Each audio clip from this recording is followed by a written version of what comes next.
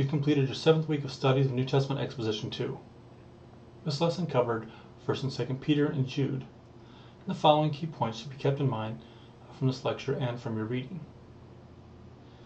It's likely with regard to how these were written. First, Jude was written in 55 to 62, then 1 Peter 62 to 63, and then 2 Peter 65 or 66. 2 Peter used and adapted Jude, was written later in Peter's life, right before he was martyred. With regard to the date of 1 Peter, the best indicator as to the date of the letter giving Peter's authorship is the reference to Rome in 1 Peter 5:13. Most agree that the Babylon reference here is to Rome. If so, Peter was most likely in Rome in the mid to late 60s. The letter gives no hint that there is ongoing persecution by the state or otherwise in the environment of the author. Most likely, 1 Peter was written slightly before then, around 62 to 63, when the harbingers of persecution were already on the horizon. Peter wrote 1 Peter to encourage believers to endure in the face of difficult times. He did this by promoting the biblical worldview among believers. See chapter 1, verse 5 and 6. Remarkably, there is virtual unanimity regarding the structure of 1 Peter in the recent scholarly literature. The literary plan of 1 Peter is marked by the presence of direct address, dear friends, agapetoi, in chapter 2, verse 11 and chapter 4, verse 11. With that in mind, the letter then divides into 3 equal parts. Chapter 1, verse 1 to chapter 2, verse 10. Then the agapetoi begins in chapter 2, verse 11 through 4:11. And then chapter 4, verse 12 through 5:14. We also uncovered in our reading the 4 views on 1 Peter 3, 18 through 22, especially regards the identity of those to whom Christ preached. The choices were 1, pre-flood humans, 2, post-flood humans, 3, Old Testament believers, and 4, evil angels. The last group is the most likely referent that emerges from the text as the best contextual understanding. Thus Jesus, after the resurrection, went to those evil angels or demons held in confinement who had procreated with offspring with women in the days of Noah prior to the flood, and proclaimed his triumph over death and the devil to them.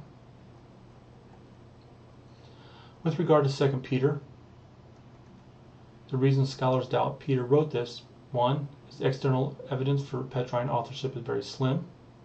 2, stylistically the letter is very different from 1 Peter. And 3, alleged historical and doctrinal problems.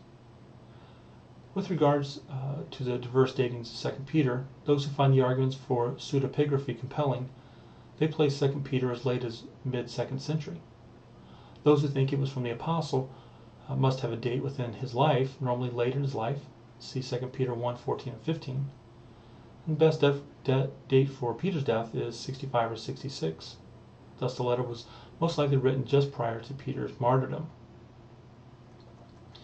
With regard to the nature of the false teaching, Peter was addressing those who denied the truthfulness of the apostolic teaching regarding the second coming of Christ, contending in 2 Peter 3:3 and 4, all things continue as they have been since the beginning of creation.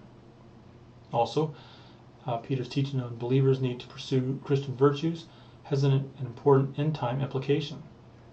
The false teachers challenge the belief that Christ will return and that God will bring about the consummation of history.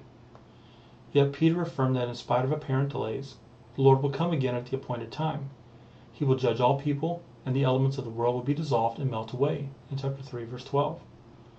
Thus believers should live in light of the end and pursue the path of Christian virtue in order to reach their final glorious destination, chapter 1, verse 11. In this way, the coming of the day of the Lord, in chapter 3, verse 12, provides an incentive for moral behavior, in chapter 3, verse 14. With regard to Jude, it was discovered that it is unlikely to be pseudonymous, because why would anyone want to attribute a writing to a person as little known as Jude rather than a disciple who is much more widely known? There's not serious doubt as to Jude, the brother of James, the half-brother of Jesus, is the author of this book. According to Jude, the false teachers have come into the church by stealth, verse 4. Most likely, they were therefore itinerant preachers or preachers who went from church to church and depended on the hospitality of local Christians. See 1 Corinthians 9:5, 2 John 10, and 3 John 5 through 10. I want to highlight one canonical contribution from each of these works. 1. the continuity between Old Testament Israel and the Christian Church in 1 Peter 2, 1-10. 2. The divine inspiration of the prophetic scriptures in 2 Peter 1:21. And 3. The need to contend for the faith once delivered unto the saints in Jude 3.